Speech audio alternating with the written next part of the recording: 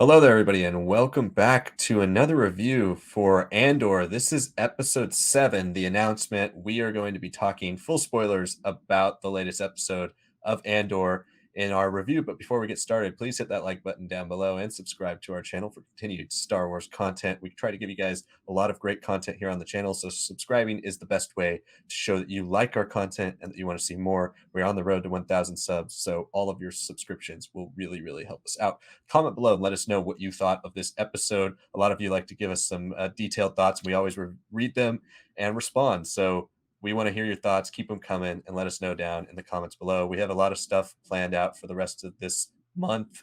Most of it detailing villains and horror. We're doing Death Troopers Legends Book Club, as well as a second Halloween special. And we just released a villains tier list. It was a long, thorough tier list, but we ranked over 90 characters on that. So you want to check that out. That came out on Monday. So let's dive into episode 7 here.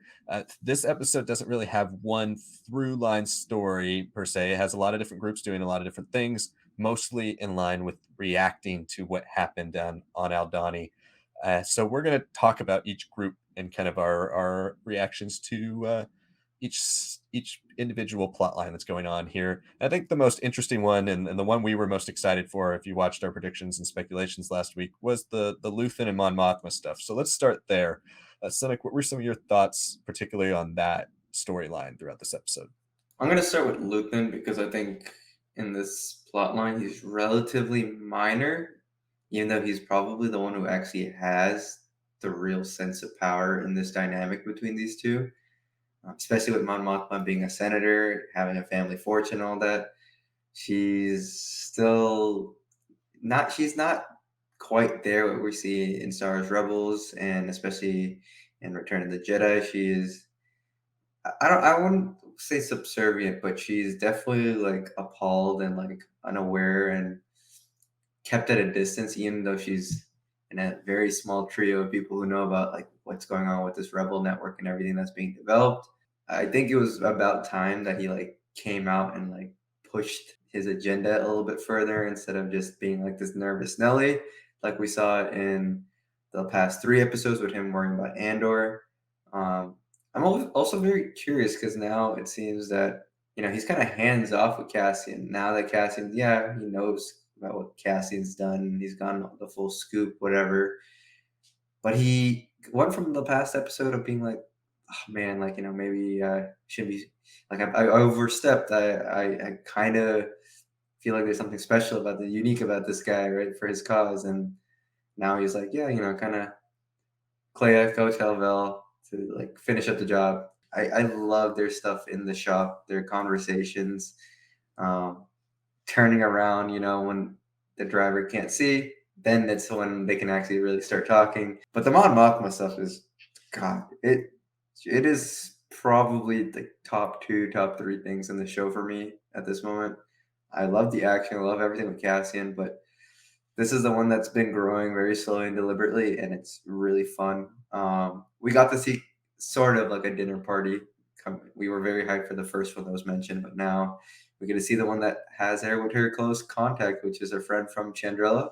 I think the big thing for me was like how she like navigated, stayed away from Perrin, her daughter, kept on glancing, and I kept on saying at moments, smile, right? Like to her friend, like she like fully took off the veil of like shock and awe. And I think to some degree, now that I think about it, maybe she was also playing Luthen a bit too. Like, oh, you can't be doing this and this and that. Like, yeah, she kind of hates what he's doing, but I don't think she's truly shocked that he had anything to do with Aldani. I'm pretty sure she was probably the first person to understand that.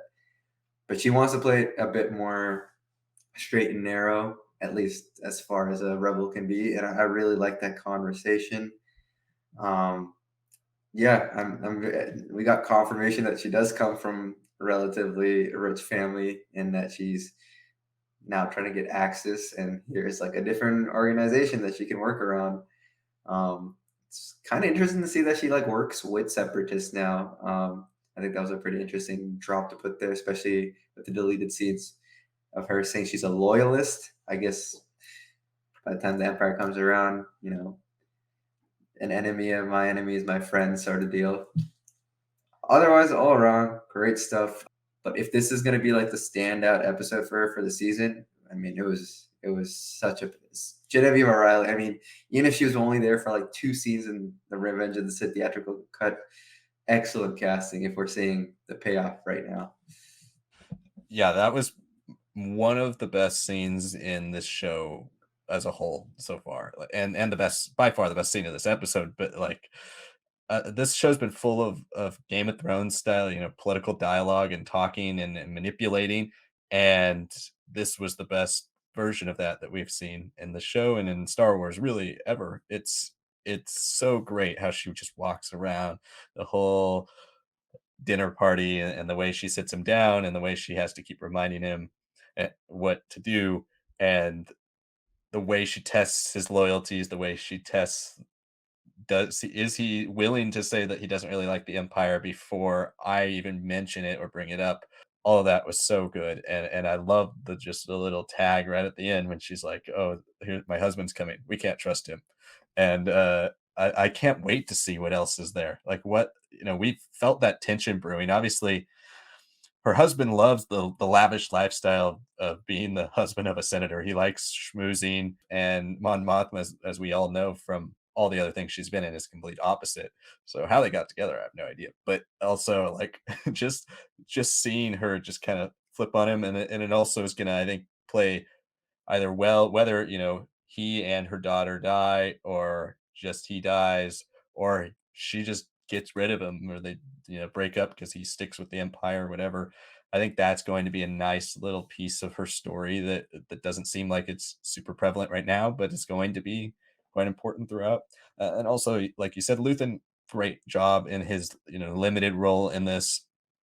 Clea, also really interesting character, the way they're using her, and the way she is like she's scary. The way the image she puts on is much sterner, much more like assassin, or that type of level than Luthen, really, where he's more diplomat. He seems to be he's the information type person. He's the person that's going to drag you into something because he knows everything about everything. She looks like, if she walked up to you, you'd be like afraid that she might kill you. And I think that's an interesting angle too, to have both of them be so different, but part of the same cause. I think this is leading nicely into possibly, a connection with Saw, because we've seen that scene, and we've seen that he's willing to do whatever it takes, and Mon Mothma isn't really jumping on board right now. All of that was my favorite part of this episode by far. I think the ISB stuff was also really interesting. Let's talk about that, because we had a lot of different angles, starting with a meeting with Colonel Yaloran, which was confirmed in the credits. Great scene. I'm very excited they did that, because I mean they needed to. It made sense. I thought all of the ISB stuff was great. What were your thoughts on the ISB angle of this whole episode? Well, to be honest, I actually find the ISB stuff to be some of the best things in the show, if not my favorite thing to watch. And this was definitely an episode that had the payoff for everything. I think if there's one thing that this show already tops basically any Star Wars show in possibly all Star Wars content, is like how compelling every female character is in every side or faction or storyline, especially Dedra and Mon Mothma. I love what they're doing. I love how they're playing within their systems, using their skill sets to the fullest. Um, we see her kind of start off the episode, sharpening up, obviously listening like everyone else when she's fully dressed and sitting in the room with you, Lauren. I wish obviously Tom Kane's voice was there because it's so iconic, but I still thought the actor was great. But then immediately she's like working on her thing. She's not like a stickler for rules, right? That's always been the case, that she comes from something related to law or some sort of governance. And she's brought here specifically because she provides that other perspective away from these rules and limitations that the ISB has. Obviously, the major has mentioned that here. She's like fully playing that out. And I know we've been talking about the Blevin stuff for a while, and I think the way it went down was beautiful to see, but it was also entirely pathetic. Like this guy really thought he had something on her. And traditionally, yes, he probably would have been able to leverage this into more power, more positional growth within the ISB, yada yada yada. But I don't know, Dedra specifically noting the things that she's using as her basis of reasonings, being willing to push against the major who created all these sectors and all that. So apparently he's like a long time Imperial guy with the ISB, right? And then for him to like the major to simply be like, excellent work. Blevin, you're off. Dedra, you have such interest. Take over here. It was nice. I really like this, like you said, the Game of Thrones sort of like power struggles. But more so than the power struggles, I think I just really like seeing a villain that I can like root for, and that so far has been Dedra Mira. And I like that final parting line with her and the Major as they walk out, him saying, "Watch your back." That's like his only piece of advice, warning he'll give. Possibly also could come from him too. I thought that was a little nice way of like saying this could also just be a heads up for me. Yeah, I'm excited now for her to interact with like the Ferrex characters, especially with like some of the developments that have been going on there with Marva and Bix, especially. But yeah, I really enjoyed it. I did too, and I think this stuff is it's such a unique angle that we've never seen before because, although one of the things I love about Mon Mothma and all of that is we haven't really seen the internal proceedings of the rebellion building in the Senate. It was something that, when Andor was announced and she's going to be in it, didn't think that that was the role we were going to be getting. But as soon as he saw that first trailer, I was like, yes, this is the thing I'm most excited for. I'm more excited than seeing the rest of the rebellion building because we've seen, bits and pieces of that, maybe not as hardcore as this show might show us, but we've seen bits and pieces of that throughout animation, throughout novels, throughout all this stuff, but we never really seen the internal Senate side, and we've never seen really the imperial side of what it looks like looking at a rebellion forming. So all the ISB stuff in here is great, and like you said, yeah, we root for Dedra because she's put together, she's hardworking, and she cares, and I think that rubs off on us, even though when we take a step back, we could see that she's the villain, but only because of her involvement with the empire. She really cares about what she's doing, and she's further or far enough away from the front lines of the rebellion to where it still feels like there's a distance between it that we can sympathize with what her role is. I still have no idea how, like in an empire that's been shown a certain way for 45 years, I still have a little bit of a problem with like how does this get on the news? Like the first actual rebel heist or attack, like how does that make galactic news or at least news in Coruscant? Because you would think that that Palpatine has everything covered so much in the propaganda aspect. We are 15 years post Imperial Foundation, so you could say, like, I think the justification will be that they've become lazy and they think they're in control of everything. But I feel like, man, I feel like that would not fly. Somebody's getting killed by Palpatine for letting that onto the news, especially in Coruscant. But other than that, I think all the ISB stuff has been fantastic. So that leaves us with the last character to talk about, Cassian. So the namesake of the show.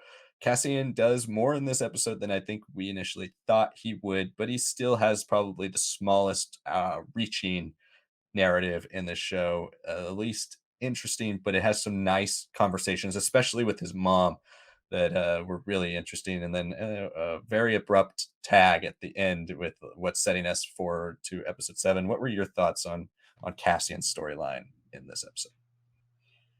Yeah, I mean, I can easily see now why he ends up in the prison. I know when we were speculating, before the season began, just our last predictions, we were saying like, yeah, obviously he's an agent working undercover. No, he's just been arrested, right? He's just been put in this detention for 6 years, which ironically is longer than he actually ends up living. So that's I don't know. I thought that was like a nice little touch there.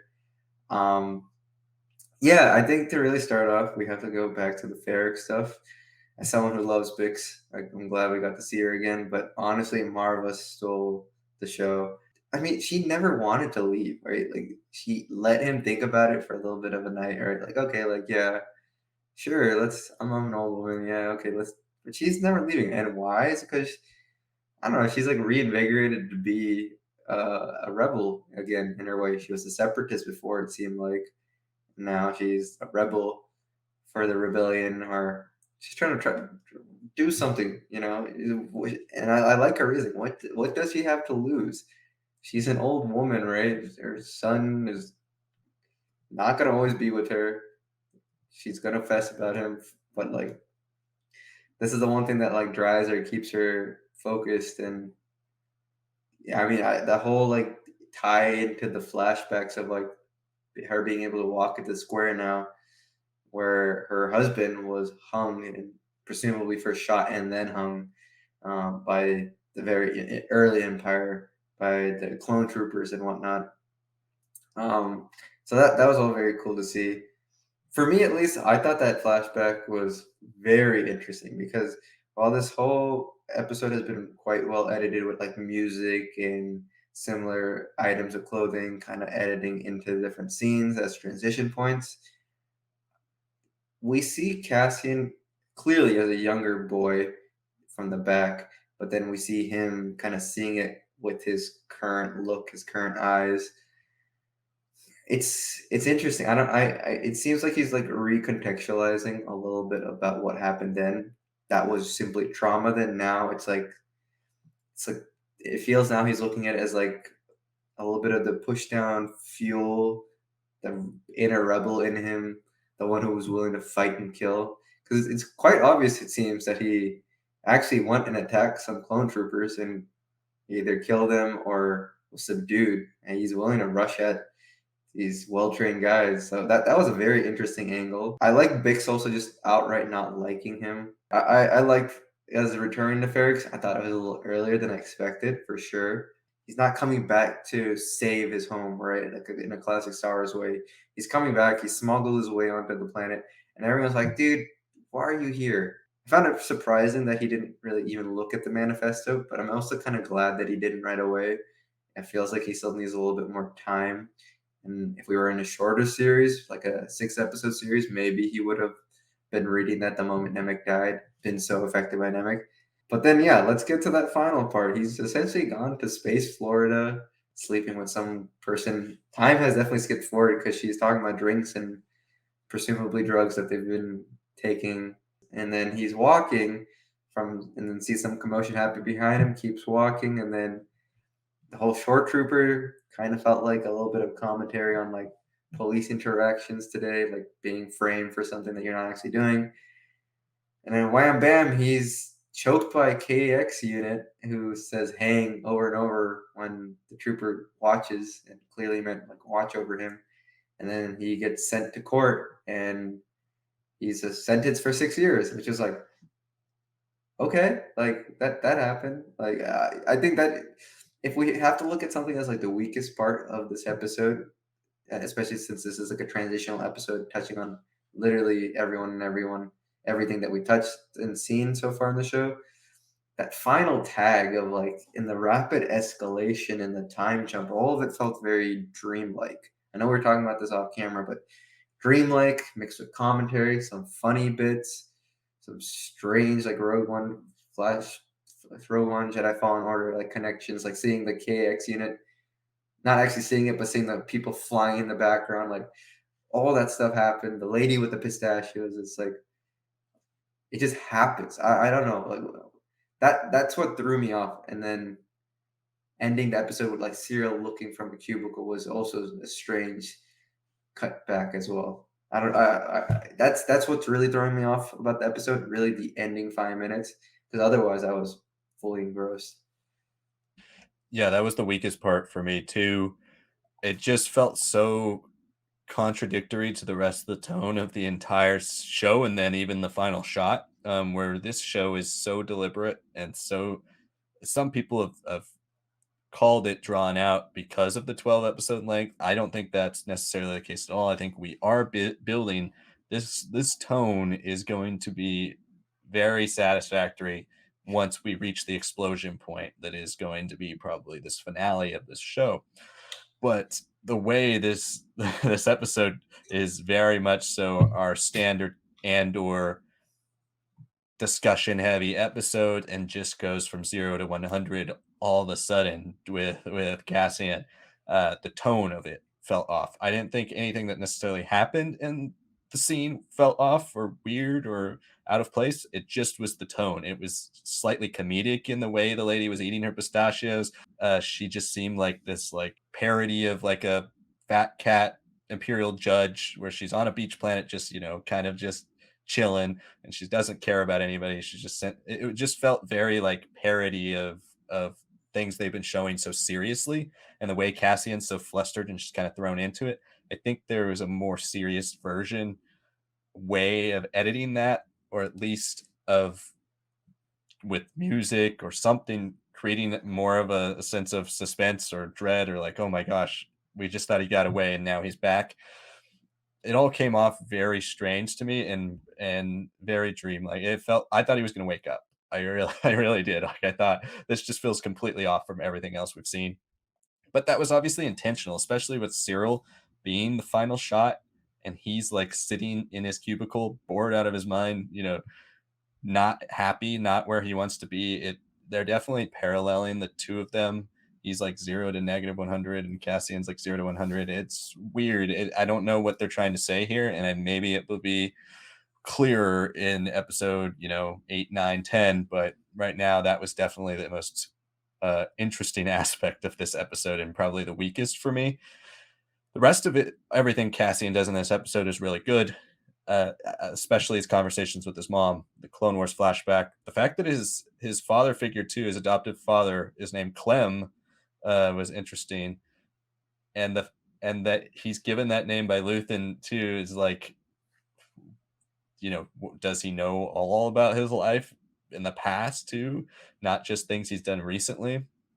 I found that all really great, and the flashback was exactly what we kind of hoped for. We got to see some clones. I mean, I wish I could hear the like D. Bradley Baker voice or the Tamora Morrison voice more. That's Andor episode 7. Thank you all so much for watching our review and our breakdown here. Let us know what you thought down in the comments below. We always read your comments and respond. And if you haven't yet, hit that like button and subscribe to the channel for continued Star Wars content. Like I said, we have a lot of stuff coming out, especially in the horror slash villain theme for the rest of Halloween season in October. So you're going to want to stick around with Star Wars Lads for all of that stuff. As usual, our predictions will be out on Friday. So stay tuned for our predictions and speculations for episode 8. Thank you all so much for watching, and we'll see you next time.